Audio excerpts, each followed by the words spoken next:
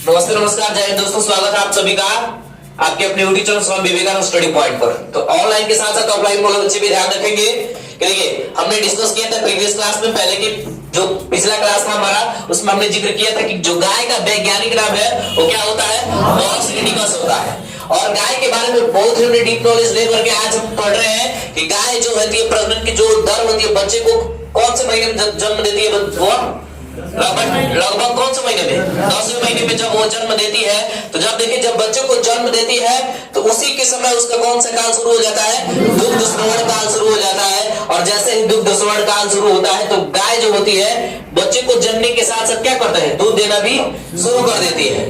और बेटा जब से ही जैसे ही वो गाय जो है बच्चे को जन्म देती है और दूध देना शुरू कर देती है, तो यह इस अवस्था को हम क्या कहते हैं, गाय इस अवस्था में क्या कहलाती है, धेनु कहलाती है।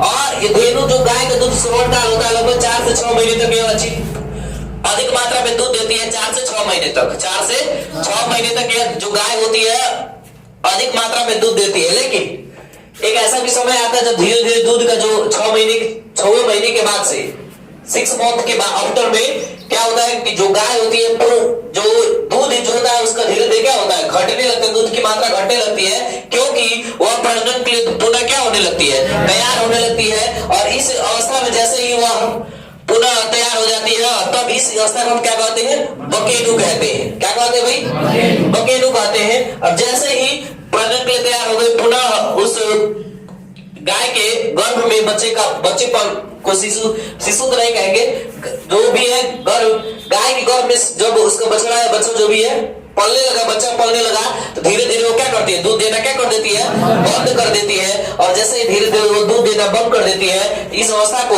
हम क्या कहते हैं, बिसुकी के नाम से जानते हैं। किसके नाम से जानते हैं, बिसुकी के नाम से जानते हैं। पुनः एक बार रिपीट कर रहा हूं, ध्यान दीजिएगा।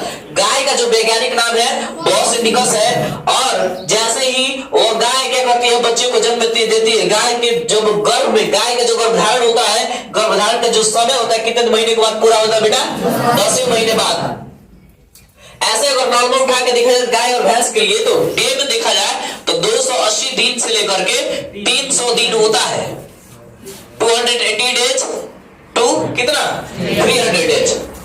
और जब गाय क्या करती है, बच्चे को जन्म देती है, तो उसी बच्चे के जननी के साथ साथ वो क्या करती है, दूध देना भी शुरू कर देती है। इस काल को, यही काल जो है दूध श्रवण काल कहलाता है। इस अवस्था में गाय को क्या कहा जाता है, धेनु गाय को धेनु कहते हैं।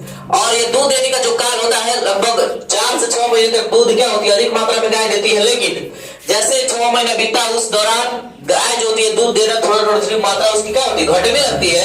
क्यों, इसके पीछे रीजन है कि प्रजनन के लिए पुनः क्या होती है, तैयार होने लगती है। और जैसे बेटा उस समझिएगा तो प्रजनन के लिए तैयार होने लगती है, इस अवस्था को हम क्या कह देते हैं, बकेलू कहते हैं। प्रजनन के लिए जब दोबारा तैयार होगी तो इस अवस्था में गाय क्या कहलाएगी, बकेलू। और एक ऐसा समय आएगा जब उस गाय के गर्भ में क्या होगा, बच्चा पलने लगेगा, गर्भधारण हो जाएगा गाय का, तब वह दूध देना बिल्कुल ही क्या कर देगी, बंद कर देगी। इस अवस्था में गाय को क्या बोलते हैं, बिसुकी के नाम से जानते हैं।